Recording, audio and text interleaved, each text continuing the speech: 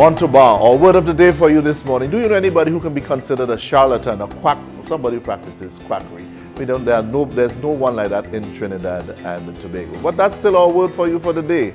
Add that to your vocabulary, use it in a sentence. And when you go home, share it with the rest of your family, or when the rest of your family comes home, share your word of the day with them. We increase your vocabulary, give you words of wisdom, so you can start your day on a positive note. We are now joined by constitutional attorney. He wears so many hats, Martin George. But before we hear from the multi-hatted counselor, as is Lellor, we will take a clip at what look a little Ramesh Deosara, Professor Ramesh Deosaran, when he was here last time. Then we get some thoughts from an innocent bystander. Sure, let's call him that for the time being.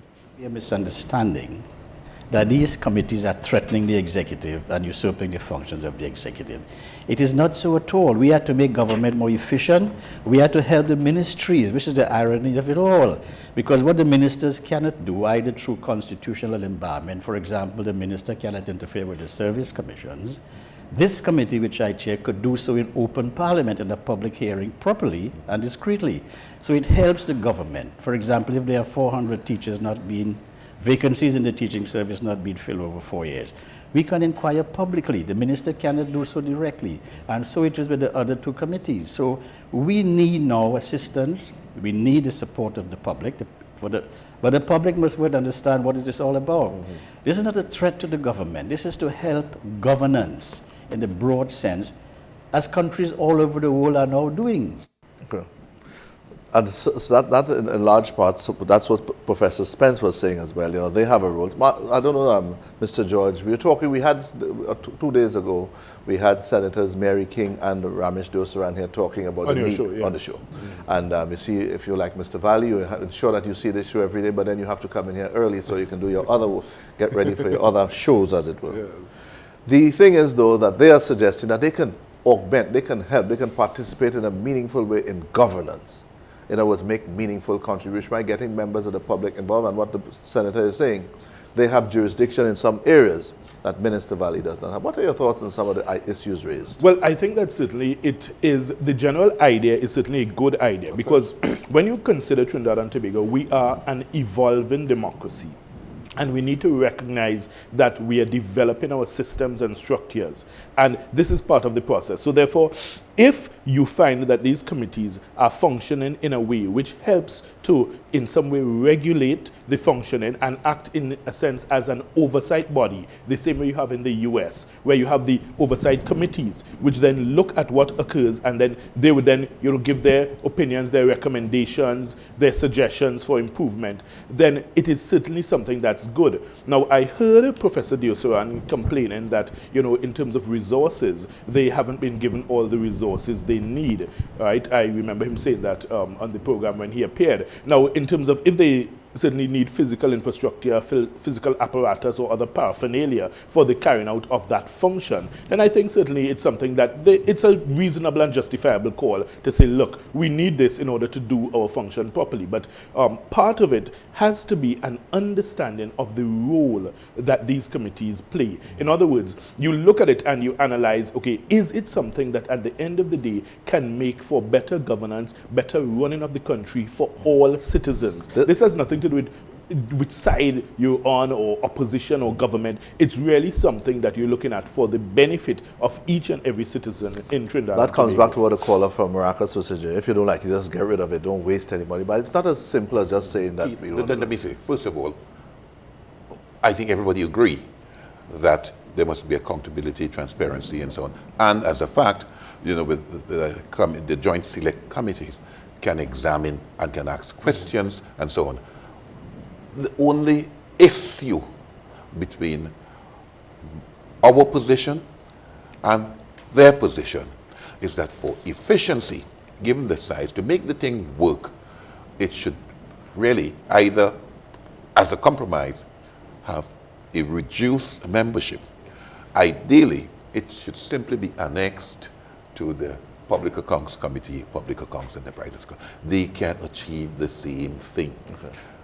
There would be 3 fewer committees. The demand for human resource would be so much reduced, And that is the simple point. Nobody's hiding. Everybody wants transparency and all of these nice things. Everybody wants governance. We simply want it in the most efficient manner. That's the issue. You know what I mean? I tried to point out with the guests when they were here that it sounds to me very simple. All it requires... It seems that way. Because both sides appear to want the same thing. So the thing is, if it is that we both agree, because if you think of it realistically, no government in Trinidad and Tobago now or within the foreseeable future can stand up publicly and say we don't want transparency, we don't want accountability. I think the society has evolved to a point where any member of the public knows that there must be some level of accountability. We've also seen the consequences when you don't have your checks and balances in place and you have errant members of either a government or an opposition party. And the point is there are mechanisms that have now been put in place, legislation has been put in place to be able to deal with that. So therefore, we know that both sides, all members of the public must agree that this is something good, this is something that we want. So if it is that it's a question of finding a mechanism, I'm sure that among the 36 members of the lower house, the members of the Senate, they can sit down, come together, agree on what is the best mechanism. It cannot be that difficult. Well, we look forward for someday early next week. We're going to try to have a member of the opposition, Mr. Valley, as well as either Senator King or Professor Diosran here at a tripartite conference, as it were, so where we're trying we to flesh out these issues so that especially my lady from St. Joseph will be satisfied. That's right. No, go ahead, sir. Because, as Martin has said, it ought to be an easy thing. I have been trying for the last 3 years with my colleagues, and as I mentioned before, the independents, you have a lot of patience. The independents did agree that we should reduce the committees, all right? Well, we have a new chief whip now, so perhaps I should talk with the new chief whip. Perhaps you would be of a different mind to the last chief whip. Let us talk about that now. Why now? The purpose of opposition is to oppose. In other words, it is no. To present another point of view. But the thing is, you're really a kind fellow, Mr. Valley. So you're surprising. The purpose of opposition here is to oppose. In other words, it's the impression we don't sit in the parliament very often, and we listen, and more importantly, you pay attention to what the opposition says. The point is, it can't be just to oppose. It can't be just to oppose. If you look at the period between 95 to 2001, you would have seen an opposition that presented another viewpoint, agreeing with the government from time to time. As you said that, I heard the member for our approach in the parliament on Friday said that although our position was that we would not agree with anything the government advanced, we agreed with the OSHA bill. Right. You're making That's right, they agreed with that. They eventually agreed with the Police Service Commission amendment. We never approached the Parliament in that manner. Right. No, I have a pretty good idea what the theory of the opposition should be. In other words, the function. I'm not talking about the theory. I'm talking about the practice of the PNM. Is that we examine every piece of legislation. What's this? Y'all getting ready to go back in opposition? That's not. No. But I'm saying that we have been in opposition on 2 occasions, just two. Thank God. Yes. Yeah, I'll be very careful. And it look like you're getting ready for a third tranche there. But the thing is, you're going on record as saying that? the UNC is working hard to ensure that. Let us talk a bit about the relationship that is necessary between yourself as the leader of government business and the opposition chief whip. Yes. How you all do we get to? We look. Quite frankly, we agree. We set the business of the house behind the speaker's chair. We consult and. We have agreement about 98% of the time, I would think. And that has been so since even when Mr. Murad was in the House. Okay, so that's the custom of the Parliament. All right, we accommodate each other. I'm hoping that the chief will accommodate me on this matter.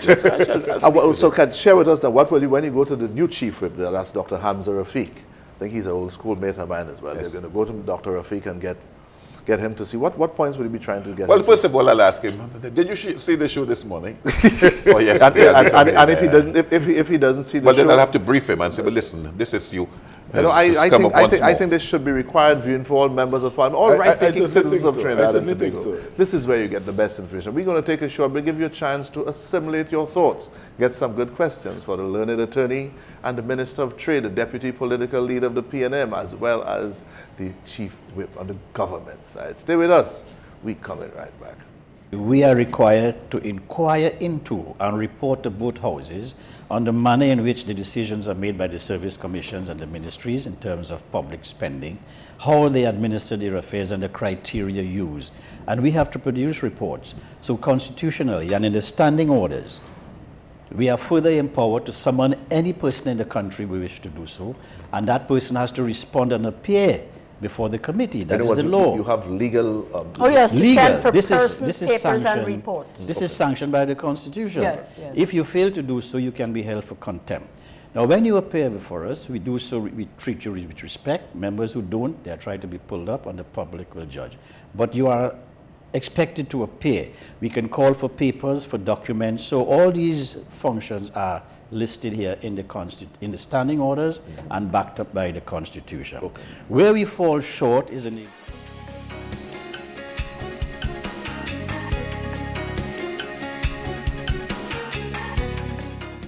Meet Carlos. He's a fun guy who enjoys a game of football with the boys. But Carlos is also a smoker. Though he thinks he can keep up with the game, it's obvious he simply cannot. He is often out of breath. He can't even defend himself, and his friends are embarrassed game after game. Come on, Carlos, give up the cigarettes, score one for the team, and show them you can get back in the game. A message from the Ministry of Health. What a flu. Yeah, I know what you mean. You don't have the flu? Oh, yes, I do. I did yesterday, but I took Panadol multi-symptom. There is nothing better than Panadol Multi-Symptom to get rid of all the symptoms of the worst cold. Take Panadol Multi-Symptom and get on with your day. Keep watching Cable News Channel 3 and win fabulous prizes, including the brand new 2006 model 1.8 Honda Civic, courtesy Classic Motors, a trip for 4 to beautiful Barbados, courtesy Barbados Tourism Authority, airfare provided by BWIA West Indies Airways, accommodation compliments Accra Beach Resort, a car to take you around the island compliments courtesy Rent-A-Car, an exciting submarine dive compliments Atlantis Submarines Barbados Inc., and 4 rounds of golf compliments Barbados Golf Club. Plus, 3 lucky persons will each qualify to win a BlackBerry mobile phone with 1 year's free data charges, courtesy B-Mobile. Remember, to qualify for the grand draw, you must have a minimum of 50 correct answers. Keep viewing and text your answers to 2623 for your chance to win weekly prizes. Now, here's one of your many chances to win it. Text your answer to 2623. Good luck!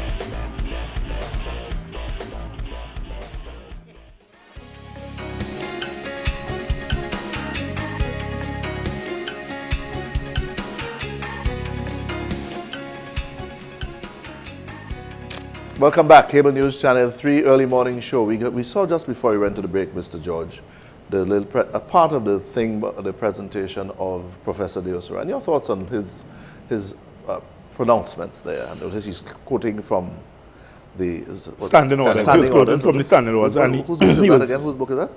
Whose book? What's the name of it? It has a little name. The standing orders. It has Standing of the panel, yeah. Okay, I know it's a standing orders of the Parliament and the Senate. But The Joint Select long time Committees. they used to have a name attached to the standing orders book.